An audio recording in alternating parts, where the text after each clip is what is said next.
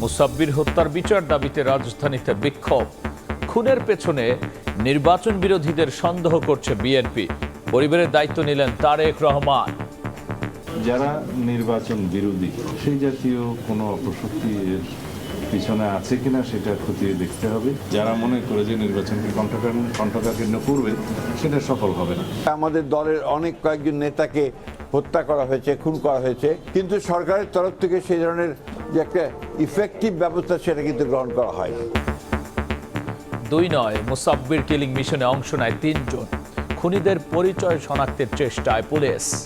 আমরা এই কাজটি শুরু করেছি, যার ফেসটা দেখা যাচ্ছে তার পরিচয়টা খুঁজে বের করার।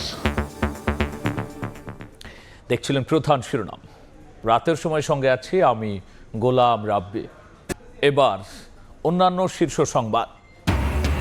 কিছুক্ষণ পর বিএনপির স্থায়ী কমিটির বৈঠক। চেয়ারম্যান ঘোষণা করা হতে পারে তারেক রহমানকে। গুলশানে পাকিস্তান ও জার্মান রাষ্ট্রদূতের সাক্ষাৎ। পাবনা 1 ও 2 আসনে নির্বাচনের কার্যক্রম স্থগিত করল ইসি। শেষ হলো প্রার্থিতা ফিরে পাওয়ার আবেদন। কাল থেকে 9 দিন চলবে আপিল নিষ্পত্তির শুনানি।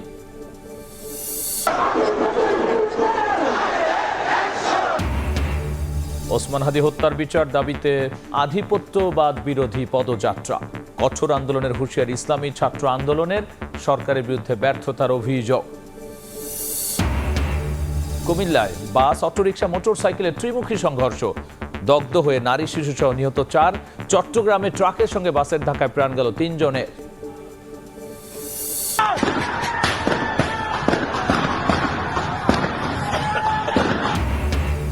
বিক্ষোভে উত্তাল ইরানে। এবার খামেনির পদত্যাগ দাবি। সহিংসতা নিহত বেড়ে 45। ট্রাম্পের হয়ে কাজ করছেন আন্দোলনকারীরা, অভিযোগ সর্বোচ্চ ধর্মীয় নেতা।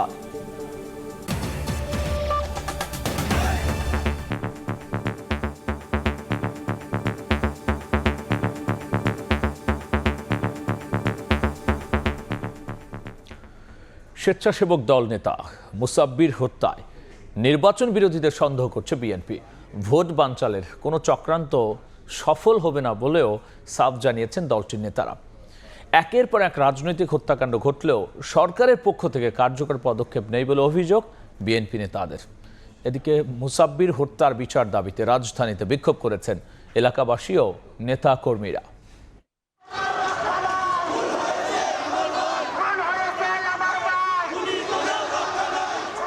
স্লোগানে স্লোগানে সহযোদ্ধা হত্যার বিচার দাবি। স্বেচ্ছাসেবক দলের সাবেক নেতা আজিজুর রহমান মুসাব্বিরের হত্যাকারীদের গ্রেপ্তার দাবিতে শুক্রবার দুপুরে রাজধানীতে বিক্ষোভ মিছিল বের করেন সংগঠনের নেতাকর্মীরা। এতে যোগ দেন পশ্চিম তেস্তুরি বাজারের এলাকাবাসীও।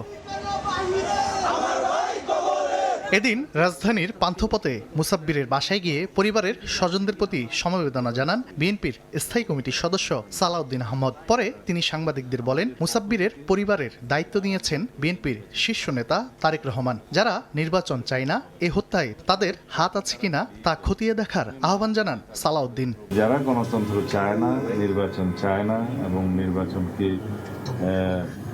যারা অনিশ্চিত করতে পারলে লাভবান হবে, সেই জাতীয় কোনো অপশক্তি এর পিছনে আছে কিনা সেটা খতিয়ে দেখতে হবে। তবে আমরা ঘটনার সুষ্ঠু তদন্তের জন্য দাবি করেছি। চট্টগ্রামে এক অনুষ্ঠানে বিএনপির স্থায়ী কমিটির আরেক সদস্য আমির খসরু মাহমুদ চৌধুরী বলেন, নির্বাচন বানচাল করার জন্য অনেকে চেষ্টা করছে, কিন্তু তারা সফল হবে না। আমরা একটা সুস্থ নির্বাচনের দিকে যাচ্ছি। নির্বাচন বানচাল করার জন্য অনেকে চেষ্টা করেছেন, পারে নাই। এখনো চেষ্টা করছেন, পারবে না ইনশাআল্লাহ। একই দিন বিএনপি মহাসচিব বলেছেন, দেশের একের পর এক রাজনৈতিক হত্যাকাণ্ড ঘটলেও সরকারের পক্ষ থেকে কার্যকর পদক্ষেপ নেই। শুক্রবার সকালে ঠাকুরগাঁও শহরে নিজ বাসভবনে মতবিনিময় সভা শেষে মির্জা ফখরুল সাংবাদিকদের বলেন, সবাই নির্বাচনের জন্য অপেক্ষায় থাকলেও আইনশৃঙ্খলা পরিস্থিতি সন্তোষজনক নয়। গোটা দেশের মানুষ তো অপেক্ষা করছে নির্বাচনের জন্য, কিন্তু আইনশৃঙ্খলা পরিস্থিতি যেটা দাঁড়িয়েছে সেটাতে আমি আপনার খুব সন্তুষ্ট হতে পারছি না। কারণ যে হারে রাজনৈতিক নেতৃবৃন্দকে খুন করা হচ্ছে, বিশেষ করে আমাদের দলের অনেক কয়েকজন নেতাকে হত্যা করা হয়েছে, খুন করা হয়েছে, আমরা এটা তীব্র নিন্দা জানিয়েছি, ক্ষোভ জানিয়েছি, কিন্তু সরকারের তরফ থেকে সেই ধরনের যে একটা ইফেক্টিভ ব্যবস্থা সেটা কিন্তু গ্রহণ করা হয়।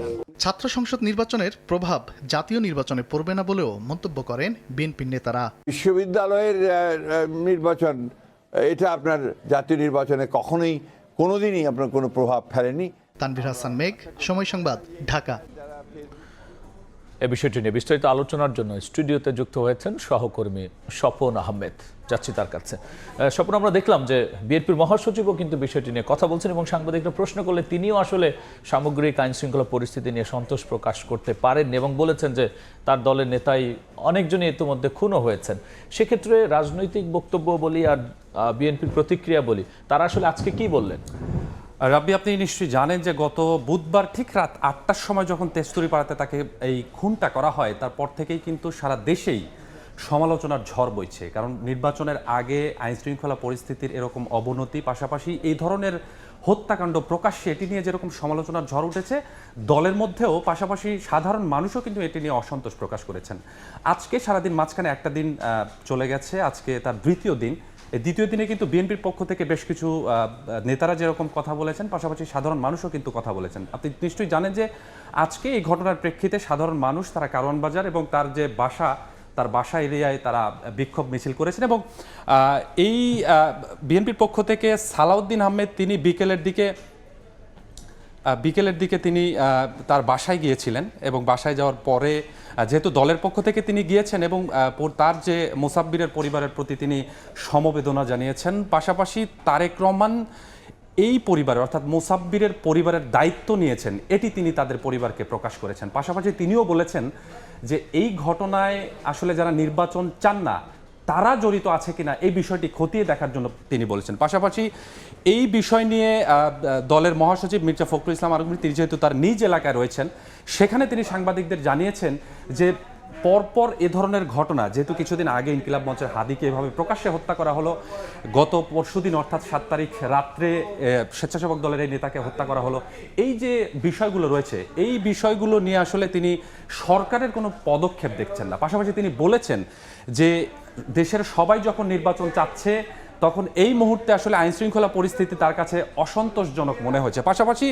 দলের আরেকজন স্থায়ী কমিটির সদস্য আমির খসরু মাহমুদ চৌধুরী তিনি বলেছেন যে নির্বাচন বানচালের ষড়যন্ত্র যারা করছেন তারা কোনোভাবেই সফল হবে না।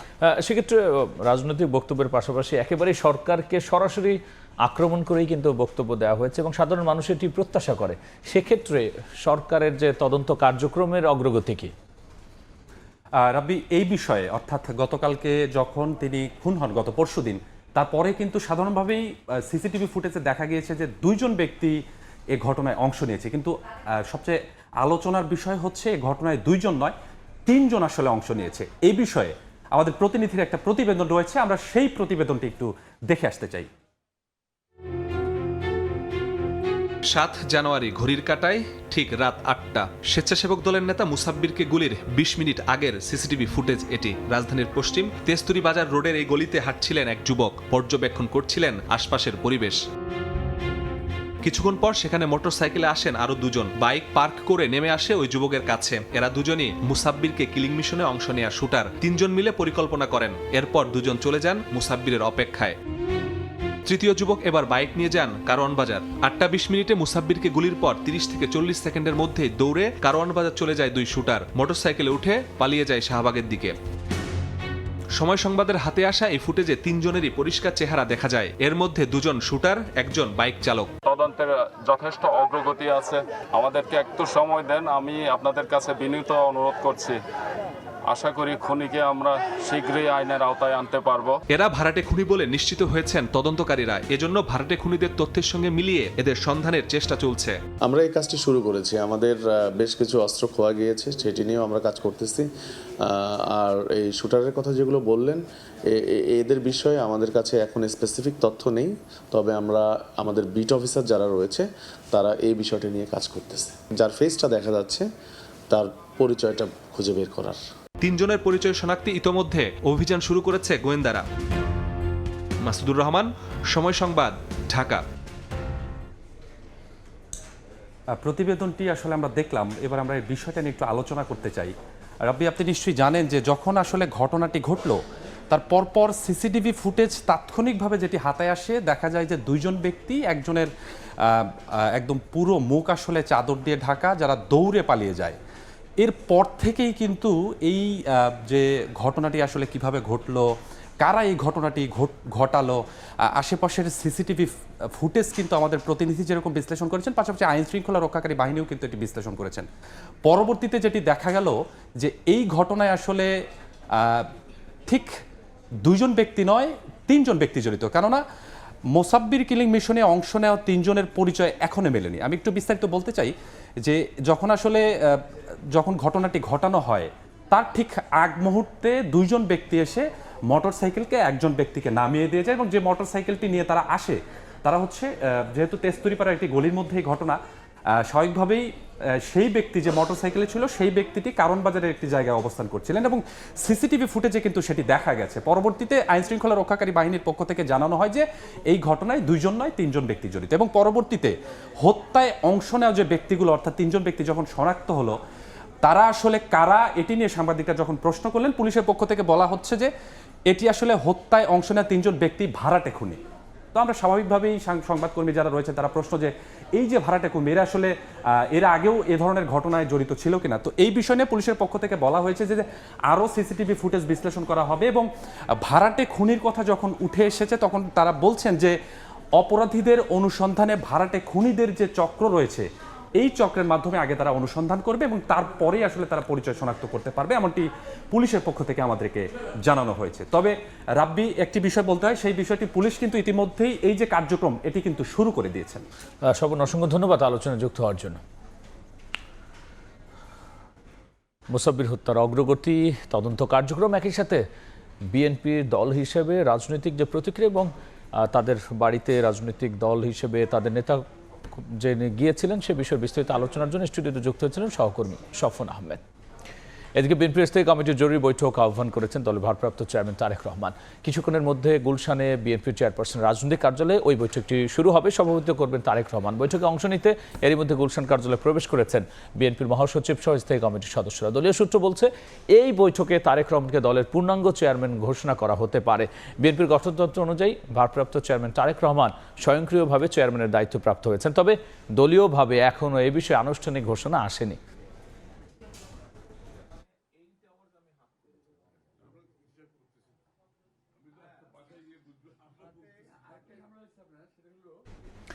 বৈঠকের বিষয়ে বিস্তারিত আমরা জানবো। আর এই মুহূর্তে গুলশানে বিএনপি চেয়ারপারসন কার্যালয়ের সামনে আছেন সহকর্মী শফিকুজ্জামান রুবেল। সরাসরি যাচ্ছি তার কাছে। নির্বাচন যত সময় ঘনিয়ে আসছে ততই কিন্তু বিএনপির চেয়ারপারসনের কার্যালয়ের ব্যস্ততা বৃদ্ধি পাচ্ছে। আপনারা জানেন এখানে নিয়মিত অফিস করছেন বিএনপির ভারপ্রাপ্ত চেয়ারম্যান তারেক রহমান। আজকেও সারাদিন আমরা দেখেছি দেশের এবং বিভিন্ন দেশের কূটনীতিকরা তারা কিন্তু এখানে এসছেন। বিকেল থেকে আমরা দেখেছি পাকিস্তান, জার্মান এবং অস্ট্রেলিয়ার যারা রাষ্ট্রদূত রয়েছেন তারা কিন্তু এখানে এসছেন, বৈঠক করেছেন, সেখানে বিভিন্ন বিষয়ে তারা আলোচনা করেছেন। এছাড়া কিছুক্ষণের মধ্যেই আমরা জানি যে বিএনপির স্থায়ী কমিটির যে সদস্যরা তাদের নিয়ে যে বৈঠক হবে সেই বৈঠকটি অত্যন্ত গুরুত্বপূর্ণ। কেননা আপনারা জানেন যে ইতিমধ্যেই তারেক রহমানের নেতৃত্বে তার দল নির্বাচনের যেই পথে হাঁটা সেটি অত্যন্ত তোড়জোড় করেই হাঁটছেন। সেই সাথে সাথে দলের যে নেতৃত্ব পর্যায়ে সেটা তারেক রহমান বহুদিন ধরেই আছেন ভারপ্রাপ্ত অবস্থায়। তবে আমরা যতদূর জানি যে বেগম জিয়ার শাহাদাত বরণের পর তার যেই পদ শূন্য হয়েছে সেই শূন্য পদে তারেক রহমান যে কোনো মুহূর্তে তার যে ভারপ্রাপ্ত রয়েছেন সেই ভার শূন্য হওয়ার সম্ভাবনা রয়েছে এবং তিনি দলের যে চেয়ারম্যান পদ সেই চেয়ারম্যান পদে অধিষ্ঠ হওয়ার সম্ভাবনাও রয়েছে। আমরা জানি যে এই যে স্থায়ী কমিটির বৈঠক সেই বৈঠকে এমন সিদ্ধান্ত আসতে পারে। আপনারা জানেন যে তারেক রহমান এর পাশাপাশি তারেক রহমান কিন্তু নির্বাচনকালীন সময়ে যেই উত্তরবঙ্গে 9টি জেলায় সফর করবেন সেই জেলার সফর কার্যক্রম বিষয় নিয়ে ব্যাপক আলোচনা হওয়ার সম্ভাবনা রয়েছে। কেননা তিনি তার নির্বাচনী যেই আসন থেকে শুরু করে পুরো দেশের নির্বাচনকালীন সময়ের সকল নেতৃত্বের বিষয়ে কিন্তু আমরা দেখছি বিভিন্ন সময়ে তারা নেতাকর্মীদের সাথে বৈঠক করছেন, আলোচনা করছেন কিভাবে তাদের ইশতেহার থেকে শুরু করে নির্বাচনের পরিচালনার যাবতীয় যে বিষয়গুলো আছে ভোটারদের কাছে উত্থাপন করার সে বিষয়ে কিন্তু তারেক রহমান নির্দেশনা দিচ্ছেন। আপনারা দেখতে পাচ্ছেন যে এই মুহূর্তে এই তার যে চেয়ারপারসনের কার্যালয় রয়েছে, অফিস রয়েছে, তার সামনে আমরা দেখছি নেতাকর্মীদের ভিড়। সেটি দিনভরই থাকে, দিন গড়িয়ে রাত পেরিয়ে যায়। আমরা দেখি যেখানে নেতাকর্মীদের উপস্থিতি পরিস্থিতি, কিন্তু আজকের দিনের বিষয়টি একটু ভিন্ন। কেননা আজকের দিনে আমরা যতদূর জানি তাদের যে বৈঠকটি রয়েছে সেই বৈঠকে দীর্ঘদিন ভারপ্রাপ্ত দায়িত্ব পালন করার পরে আজকে হয়তো বা সেই বৈঠক থেকে সিদ্ধান্ত আসার সম্ভাবনা রয়েছে তিনি ভারমুক্ত হবেন। এছাড়া তিনি তার মা বেগম জিয়া এবং তার পিতা, আপনারা জানেন শহীদ রাষ্ট্রপতি মেজর জিয়াউর রহমানের যে আদর্শ, সেই আদর্শে দলকে এবং সামনের দিনে দেশের সকল নেতাকর্মীরা করছেন। তো এখনো বৈঠক চলছে, বৈঠকটি শেষ হলে আমরা আসলে জানাতে পারবো যে কি সিদ্ধান্ত সেখান থেকে হয়। তো সব মিলেই ছিল গুলশান কার্যালয়ের সামনে থেকে সর্বশেষ। বিএনপির বৈঠকের সবশেষে আমরা সরাসরি ছিলাম গুলশানে বিএনপি চেয়ারপারসন কার্যালয়ে। এদিকে তারেক রহমানের সঙ্গে বৈঠক করেছেন বাংলাদেশে নিযুক্ত পাকিস্তান, অস্ট্রেলিয়া ও জার্মান রাষ্ট্রদূত, যেখানে আন্তর্জাতিক সম্পর্ক সহ নানা পরিকল্পনার বিষয়ে কথা হয়েছে বলে জানিয়েছেন বিএনপির ভারপ্রাপ্ত চেয়ারম্যান তারেক রহমানের পররাষ্ট্র বিষয়ক উপদেষ্টা হুমায়ুন কবির। রাতে গুলশানে বিএনপি চেয়ারপারসন কার্যালয়ের সামনে সংবাদ সম্মেলনে কথা জানান তিনি। বলেছেন, আলোচনা হয়েছে বিভিন্ন উন্নয়ন প্রকল্প ও পরিকল্পনা নিয়েও, এছাড়াও পারস্পরিক দেশের সঙ্গে সম্পর্ক উন্নয়নকরণেও আলাপ আলোচনা হয়েছে। আলাদা আলাদা বৈঠকে 3 দেশের রাষ্ট্রদূতই বাংলাদেশে একটি সুষ্ঠু নির্বাচনের ব্যাপারে আশাবাদ ব্যক্ত করেছেন। বিএনপি ডেভেলপমেন্ট প্ল্যান নিয়ে কথাবার্তা হয়েছে, কীভাবে trade, investment, cooperation, people to people cooperation বাড়ানো যায়। তো এইগুলো নিয়েই আলাপ হয়েছে। আগামীতে বিএনপি সরকার গঠন করলে বিএনপির ভারপ্রাপ্ত চেয়ারম্যান তারেক রহমান সাহেবের নেতৃত্বে অনেক কোন ধরনের পদক্ষেপগুলো নিবে বাংলাদেশের ইকোনমিকে ইমপ্রুভ করার জন্য, কিভাবে তার আন্তর্জাতিক নীতি নির্ধারণী, পররাষ্ট্র নীতি নির্ধারণ করবে। তো এইগুলো নিয়ে এক্সচেঞ্জ এবং একটা কুশল বিনিময় হয়েছে। জামায়াতে ইসলামের কেন্দ্রীয় নির্বাচন পরিচালনা কমিটির বৈঠক অনুষ্ঠিত হয়েছে। সন্ধ্যায় দলের কেন্দ্রীয় কার্যালয়ে বৈঠক অনুষ্ঠিত হয়। বৈঠকে সভাপতিত্ব করেন নির্বাচন পরিচালনা কমিটির আহ্বায়ক ও দলের সহকারী সেক্রেটারি জেনারেল ATM মাসুম। এ সময় আগামী নির্বাচনে জামাত সহ 11 দলীয় প্রার্থীদের বিজয়ী করতে নানা পরিকল্পনার কথা উঠে আসে। কমিটির সদস্যরা পরিকল্পনার খুঁটিনাটি তুলে ধরেন। জামাত আমিরের সারা দেশে নির্বাচনী সফরের রোডম্যাপ নিয়ে আলোচনা করেন তারা। একই সঙ্গে গণভোটে হ্যাঁ জয়যুক্ত করতে প্রার্থীদের প্রচারণায় ভিন্নধর্মী কৌশল ব্যবহারের বিষয়ে গুরুত্ব দেওয়া হয়।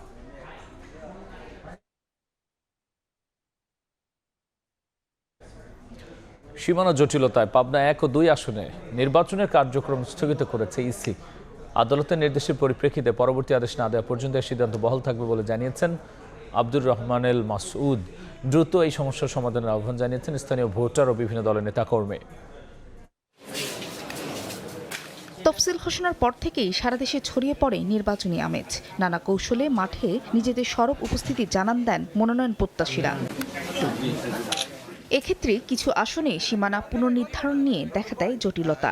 তেমনি 2 আসন পাবনা 1 ও 2। বৃহস্পতিবার আদালতের আদেশের পরিপ্রেক্ষিতে এই 2 আসনে নির্বাচনী কার্যক্রম আপাতত স্থগিত রাখার সিদ্ধান্ত নেয় নির্বাচন কমিশন। আদালত পরবর্তী আদেশ না দেওয়া পর্যন্ত এই সিদ্ধান্ত বহাল থাকবে বলে জানিয়েছেন কমিশনার আব্দুল রহমানেল মাসুদ।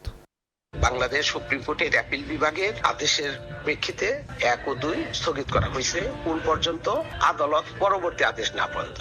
নির্বাচনী কার্যক্রম আপাতত স্থগিতের সিদ্ধান্তে অনেকটাই হতাশ এলাকাবাসী ও বিভিন্ন দলের নেতাকর্মীরা। ভোটে অংশ নিতে দ্রুত সীমানা সংক্রান্ত জটিলতার সমাধান চান তারা। জোরাত করে বলছি, আপনারা আমাদেরকে ভোট দেওয়ার সুযোগটা করে দিন। ভোট মানুষের মৌলিক অধিকার, দেশের জনগণের ক্ষতিতে দেশের সরকার দরকার। সাথিয়া ও বেড়া উপজেলার একটি পৌরসভা ও 4টি ইউনিয়ন নিয়ে গঠিত পাবনা 1 আসন, অন্যদিকে বেড়ার বাকি অংশ এবং সুজানগর নিয়ে পাবনা 2 আসন। ফাহরিয়া ফারজানা, সময় সংবাদ। জাতীয় নির্বাচনে প্রার্থিতা ফিরে পেতে আবেদন শেষ হয়েছে। নির্বাচন কমিশনে 550 আপিল আবেদন জমা পড়েছে। আপিল নিষ্পত্তির শুনানি শনিবার থেকে শুরু হয়ে চলবে 18 জানুয়ারি পর্যন্ত। ত্রয়োদশ জাতীয় সংসদ নির্বাচনে মনোনয়নপত্র গ্রহণ ও বাতিলের বিরুদ্ধে আপিলের শেষ দিনেও নির্বাচন কমিশনে প্রার্থীদের দীর্ঘ লাইন। শুক্রবার সকাল থেকেই রাজধানীর আগারগাঁও নির্বাচন কমিশন ভবনে আপিল আবেদন জমা দেন মনোনয়ন প্রত্যাশীরা। রিটার্নিং অফিসারের সিদ্ধান্তের বিরুদ্ধে আপিল করতে আসা প্রার্থীদের বেশিরভাগেরই অভিযোগ 1% ভোটারের স্বাক্ষর সংক্রান্ত জটিলতা ও যাচাই প্রক্রিয়া নিয়ে। 1% সমর্থনের যে বিষয়টা ভোটারদের, সে কারণে মূলত আমার মনোনয়নটা বাতিল করা হয়েছে। 1% ভোটারের অসঙ্গতি যেখানে তিনি দেখিয়েছেন সেখানে বলেছেন যে 6 জন ভোটারের তথ্য যাচাই করেছেন, কিন্তু আমাকে কোনো তথ্য দেওয়া হয়নি। 1% যেটা সমর্থন দেখাতে হয় সে তারা এখানে কি রকম একবার বলল যে 2 জনের সিগনেচার নাই। তালিকা অনুযায়ী তারা যাচাই বাছাই করতে গিয়েছে।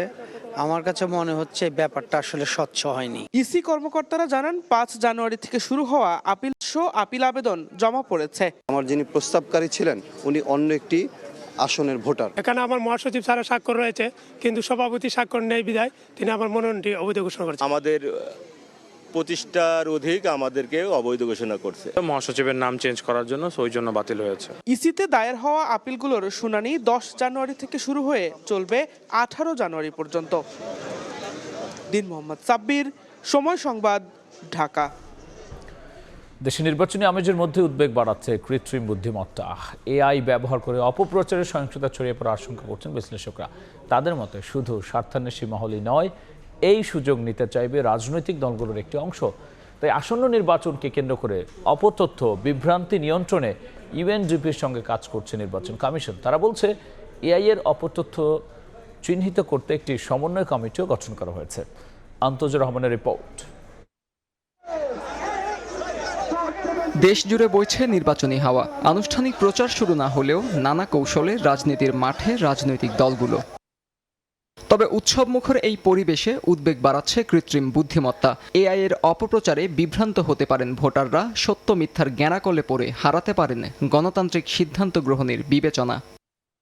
নির্বাচন কমিশন থেকে শুরু করে বিভিন্ন দল এআই নিয়ে তাদের উদ্বেগের কথা জানিয়ে আসছে। বিশেষজ্ঞরা বলছেন আসন্ন নির্বাচনে ভয়াবহ রূপ নিতে পারে এআই এর অপপ্রচার। আগামী নির্বাচনে AI will B A game player.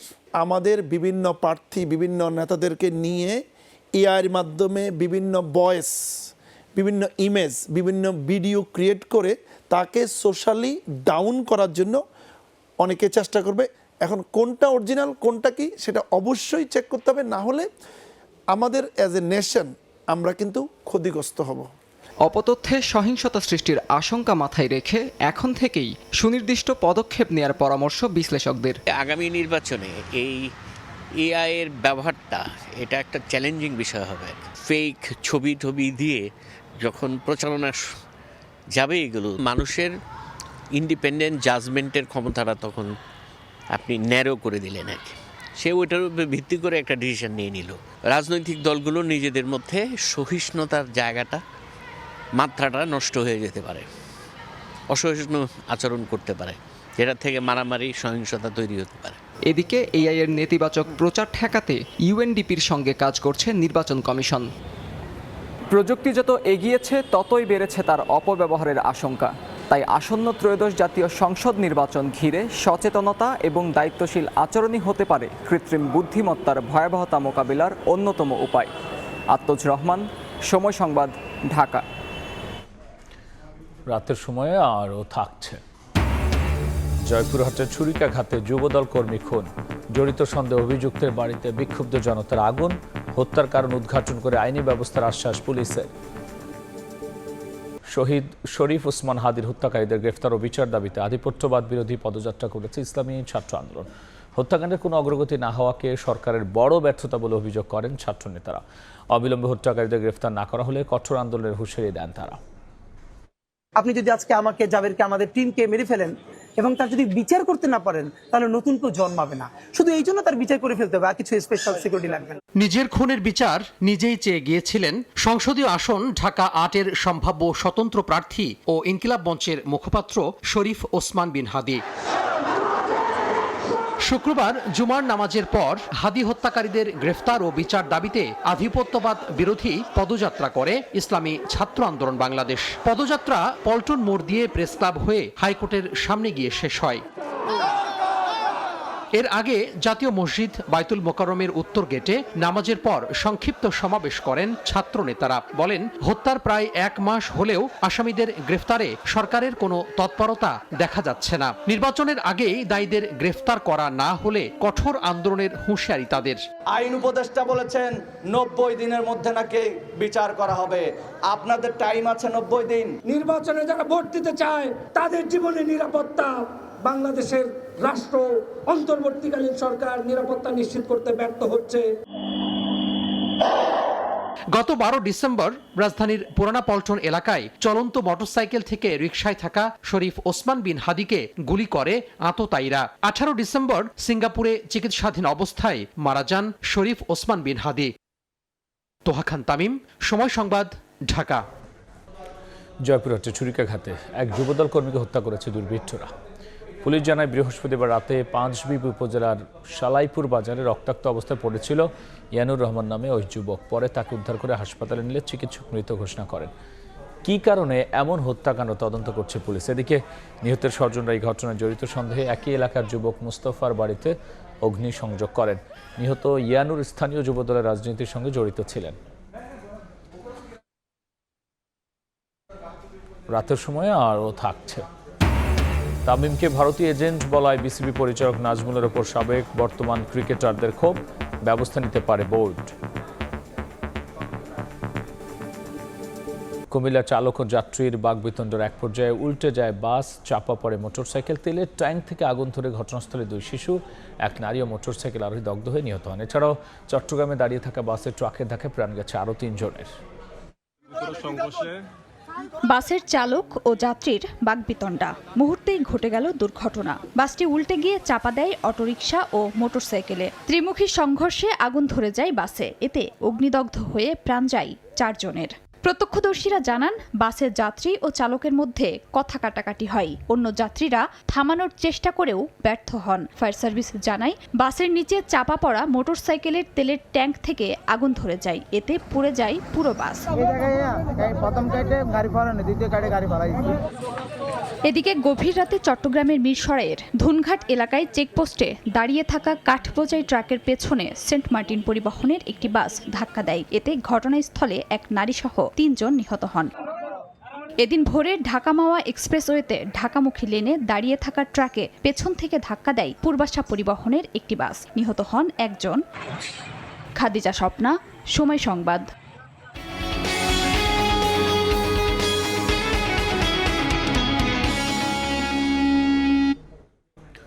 সাপ্তাহিক ছুটির দিনে রাজধানীর কারওয়ান বাজারে বেড়েছে সবজির দাম। গত সপ্তাহের তুলনায় 10 থেকে 30 টাকা বেশিতে বিক্রি হচ্ছে সবজি। সরবরাহঘাট থেকে দুষছেন বিক্রেতারা।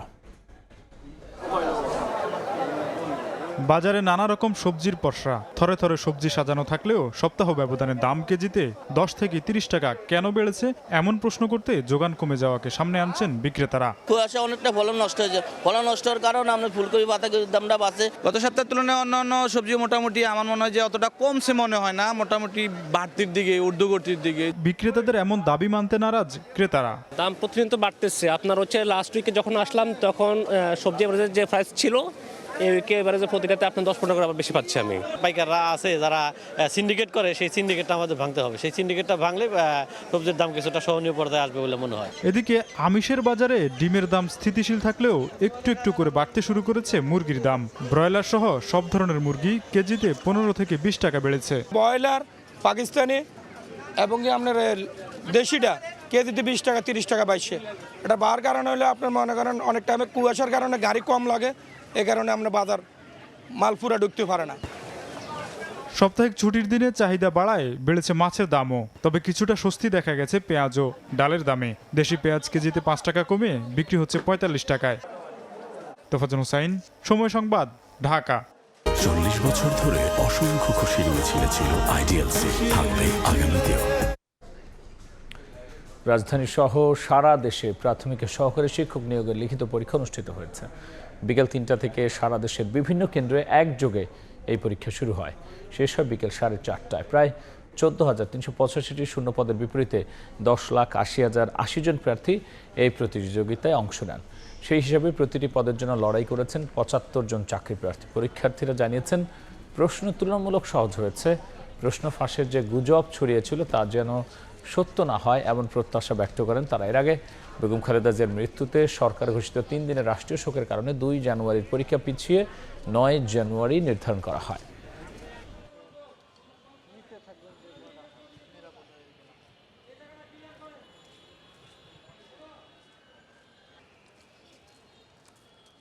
প্রশ্ন মোটামুটি ভালোই ছিল, আর বেশি একটা হার্ড হয় নাই। গার্ডও সুরক্ষিত ছিল, সবকিছু ভালো ছিল। কেউ যেন অসুবিধা অবলম্বন না করে সবাই। পূর্বে বছর যেগুলো প্রশ্ন আসছিল আর কি প্রাইমারিতে, ওগুলোই রিপিট করেই প্রশ্ন আসছে। যেহেতু আমরা পড়াশোনা করে পরীক্ষা দিতে আসছি, আমরা চাই মেধার ভিত্তিতে যেন আমাদেরকে মূল্যায়ন করা হয়। নারায়ণগঞ্জের রূপগঞ্জে যৌথ বাহিনীর অভিযানে বেশ কয়েকটি অস্ত্র, মাদক ও নগদ টাকা সহ 6 যুবক গ্রেফতার হয়েছে। বৃহস্পতিবার রাতে গোপন সংবাদের ভিত্তিতে কর্ণগোপা এলাকায় অভিযান চালায় যৌথ বাহিনী। এ সময় একটি পিস্তল, একটি কাঁটা রাইফেল, 3টি ম্যাগাজিন, 7 রাউন্ড গুলি ও ইয়াবা সহ বেশ কিছু মালামাল জব্দ করা হয়। গ্রেফতার করা হয় ফাহিম ভুঁইয়া, SS তৌহিদুজ্জামান, নূর মোহাম্মদ, খোকন মিয়া, নাহিদ ও জুবাইর নামে 6 যুবককে।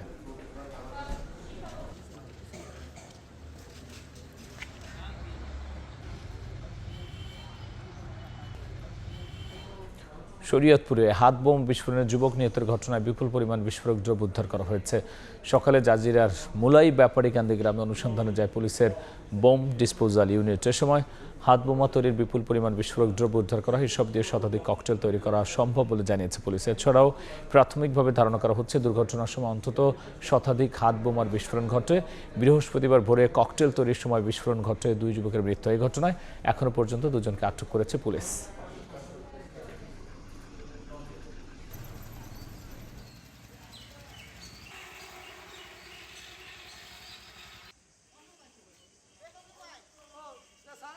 দেখছেন রাতের সময়।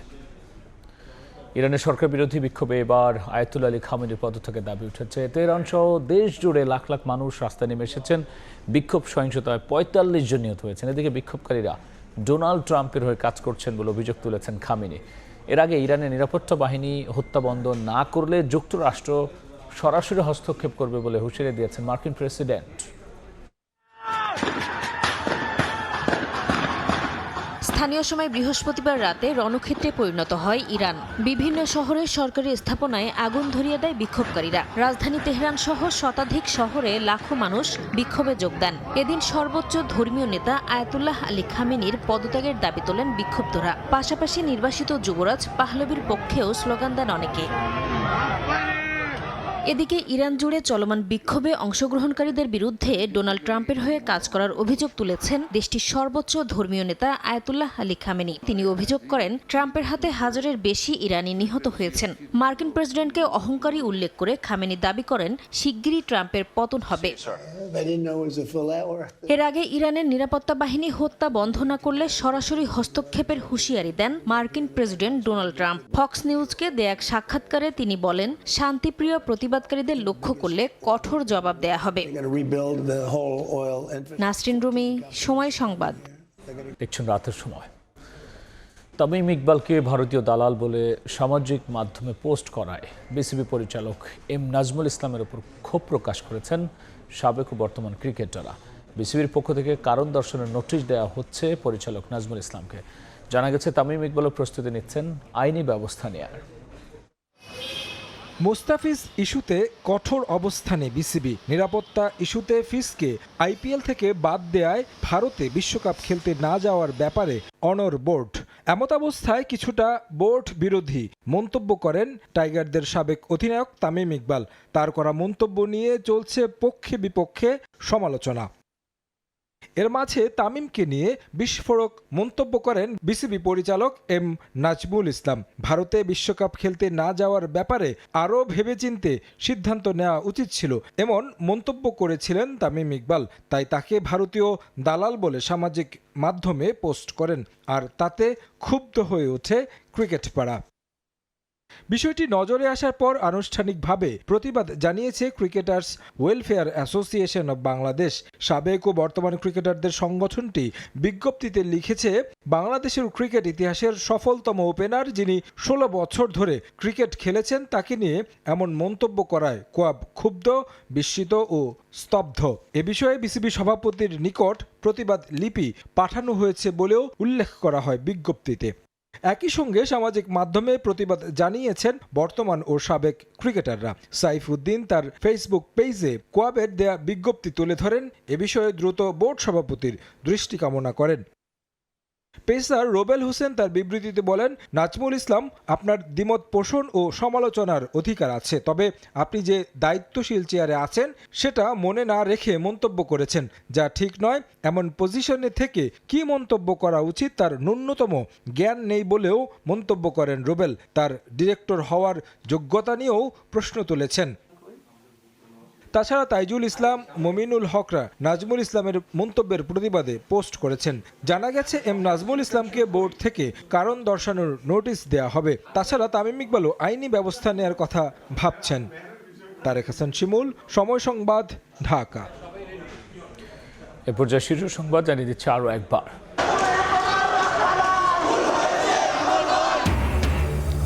মুসাব্বির হত্যার বিচার দাবিতে রাজধানীতে বিক্ষোভ। খুনের পেছনে নির্বাচন বিরোধীদের সন্দেহ করছে বিএনপি। 2 নয়, মুসাব্বির কিলিং মিশনে অংশ নেয় 3 জন। গুলশানে বৈঠকে বিএনপি স্থায়ী কমিটির বৈঠক। চেয়ারম্যান ঘোষণা করা হতে পারে তারেক রহমানকে। পাকিস্তান, জার্মানি, অস্ট্রেলিয়ার রাষ্ট্রদূতের সাক্ষাৎ। এবং পাবনা 1 ও 2 আসনে নির্বাচনের কার্যক্রম স্থগিত করল ইসি। শেষ হলো প্রার্থিতা ফিরে পাওয়ার আবেদন। কাল থেকে 9 দিন চলবে আপিল নিষ্পত্তির শুনানি।